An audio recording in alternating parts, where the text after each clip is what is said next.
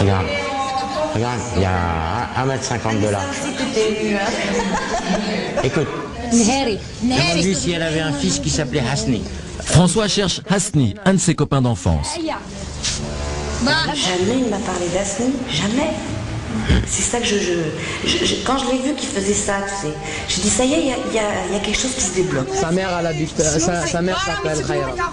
Khaira, elle est toujours vivante? Non, elle est morte, ça fait. Et Hasni, oui, toujours vivant. Oui, نلقاو اختي. On a la rue Marcel Serre, d'Ahmed Saad. Une voisine les emmène. Fatma. Elle trouve la sœur d'Hasni. C'est Monsieur Lopez, c'est pas... Monsieur Lopez. Aïe, aïe, aïe. Et voici Hasni. Paquito, François. Cela fait 44 ans qu'ils ne se sont pas vus. C'est la première fois que je viens ici. Je ne sais pas comment l'expliquer, quoi. Il s'est passé quelque chose de phénoménal. Parce que c'est une émotion, moi. Mon beau-fils pleurait comme une madeleine, tout le monde pleurait, moi je pleurais, tout le monde. On a fait pleurer tout Oran presque. Et moi je me souviens en 62, quand on est parti le 30 juin 62, que mon père a pris le sac de vélo qui est parti, il y avait ta maman et ton papa qui a attrapé mon père et monsieur le père. C'est pas qui part, c'est Madame Lopez, Oui. Madame Pires. Et c'est Fatima qui remémore à François tout un passé qu'il avait gommé. Madame Soler, on allait faire voler les cerfs-volants sur la route de la Seigneur. On allait aussi à la Montanica, on mangeait des gazpachos. On mangeait à table dehors, chacun sortait sa table, et puis on formait une famille là-bas. Je me rappelle d'une chose. On n'était pas des voisins, on était vraiment une famille. Voilà, ça c'est beau ça. On n'était pas des voisins, on était une famille. Naïm a perdu un oncle pendant la guerre d'Algérie et son grand-père a été torturé par l'armée française. Alors forcément, jusqu'à ce voyage à Oran, Naïm se posait des questions sur François, ce pied noir, ce colon. J'avais une boule ici, mon beau-père était à Oran, il faisait quoi à Oran? Est-ce qu'il était parmi les colons qui étaient vraiment méchants à l'époque? D'autant plus que ce que Naïm a appris à l'école, c'est une histoire très officielle et peut-être incomplète. Ils ne nous ont pas montré d'amitié entre des Français qui étaient à l'époque ici et des Algériens. Ils ne nous ont pas montré ça. Ce qu'ils nous ont montré, c'était que la guerre. Pour Naïm, voir son beau-père à Oran entouré de ses amis d'enfance a effacé les doutes. Dans ce couple, algérien et français, le passé colonial ne parasite pas le présent. C'est quelque chose qui s'est passé avant, qui ne nous concerne plus nous, c'était la génération d'avant. Mais qu'on n'a pas oublié. Qu'on n'a pas oublié, c'est sûr, mais... Moi-même, je ne l'ai pas oublié. Vous, c'est l'avenir. Voilà, mais là, on pense à l'avenir quand même. L'avenir de Naïm et Vanessa, c'est leur autre bébé, un magazine féminin qu'ils ont créé ensemble. Le journal s'appelle Zeliet, ce qui veut dire algérienne. Un succès incroyable. En un an, Zeliet est devenu le premier titre de la presse magazine en Algérie, toutes catégories confondues. Je garde ce visuel parce qu'il est intéressant. Juste de me trouver une photo dans la banque de photos. Dans le journal, tous les sujets sont abordés, y compris la sexualité. Pas de tabou. Mais Vanessa, qui est la rédactrice en chef, est prudente. C'est pas moi qui vais imposer mes choix ou imposer mon point de vue, c'est la femme algérienne elle me nourrit de son opinion que moi je vais ensuite retransmettre au travers de mon magazine, tout simplement. Naïm est le directeur du journal de Vanessa.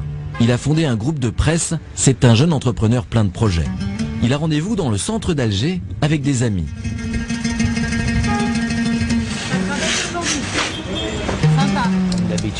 Ce jour-là, la presse algérienne, comme très souvent, relate une petite crise diplomatique entre la France et l'Algérie. Nous lançons le débat. Les grands titres d'aujourd'hui. La France devrait avoir honte. À un moment donné, il faut reconnaître dans l'histoire qu'il y a eu des erreurs. Demander au moins pardon sur la guerre, sur l'erreur, le fait d'avoir obligé les Algériens à avoir fait la guerre, je pense que c'est quand même un minimum. Là, je parle de relations entre gouvernements. Parce qu'au niveau de la population, il ne faut pas rêver. Je veux dire, tout le monde a des amis en France. Il y a plein de Français qui ont des amis en Algérie. On ne parle pas de ça. On ne parle jamais de politique. Hein. C'est pas le sujet, je veux dire, on en parle, hein, c'est clair. Et pour moi, la relation France-Algérie, c'est un peu la relation entre un vieux couple qui s'aime et qui n'arrive pas à se le dire parce que ça fait tellement longtemps qu'ils se connaissent. Vous allez en France, il n'y a pas un hôpital, il n'y a pas une entreprise, il n'y a pas un ministère en France, il n'y a pas d'Algériens. Donc la France ne peut pas nier l'Algérie. On existe, on est là. Et puis vous venez en Algérie, on parle français, sans accent. Vous sortez dehors, les magasins sont en français, les étiquettes sont en français, les journaux sont en français, les plus sous sont en français. Donc côté algérien, on ne peut pas nier la France non plus. On est mariés ensemble, on n'arrive pas à se l'accepter en fait. La France persiste et confirme son révisionnisme. Et juste au-dessous, tu trouves un autre article, le français a l'estomac largement en tête. Il y a une grande société française qui réalisera le tramway d'Alger. Tu vois Tu en conclus quoi là? Bah écoute, c'est qu'on est toujours liés. Vraiment toujours liés. Par l'histoire ou par l'économie ou par la culture, mais on est tout le temps liés. Depuis le mariage de Vanessa, François passe désormais toutes ses vacances en Algérie. L'été dernier, il y restait 6 semaines. Il venait chaque jour ici, au bain-douche. Il s'y est fait des amis, retrouvailles. Oui, félicitations pour les petits. Ah oui. Bonne nouvelle, tu vas bien. Merci. Le bienvenu. Eh ben, comme d'habitude. C'est très bien. Comme d'habitude. Vous restez combien? Peut-être 2 ans, peut-être 3 ans. On va vous chercher une villa ici pour habiter ici. Ça, c'est une bonne nouvelle. Le fait qu'il soit né en Algérie, pour nous, si on veut, entre guillemets, c'est un Algérien. Pour nous, c'est un Algérien de souche. Maintenant, qu'il soit en France, qu'il soit en Italie, en Espagne, pour nous, ça ne change rien. Il raisonne comme nous. C'est pas le type renfermé, associable. Moi, je connais pas les Algériens avec des préjugés, avec. Non. Ça se passe dans la tête. Ça se passe dans la tête. Toutes les histoires du passé. Pour moi, c'est du passé. Nous, c'est les gens de maintenant. C'est ce qui est important. Bien sûr. On essaie un peu de renouer ce lien. Je ne pourrais pas dire ombilical, mais c'est un lien qui existe depuis bien belle lurette et j'espère que ça continuera pour nos enfants aussi. Et c'est déjà beau, hein. Naïm, c'est un enfant d'Algérie. Et Vanessa, une enfant de France. Bien sûr. Bon, on fait un petit tour. Je vais aller faire un petit tour là sur la plage. C'est un peu bête ce que je vais dire, mais j'ai l'impression de me retrouver 40-45 ans en arrière. Quand je vois les gens tellement gentils, vous l'avez vu comment j'ai été accueilli, c'est ma famille, c'est mon pays, c'est peut-être ce qui m'a manqué.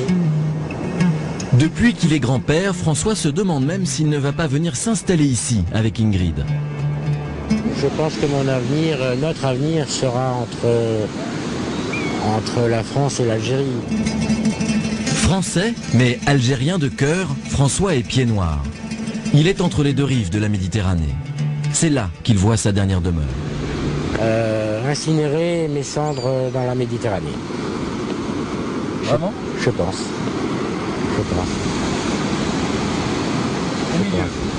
Entre les deux.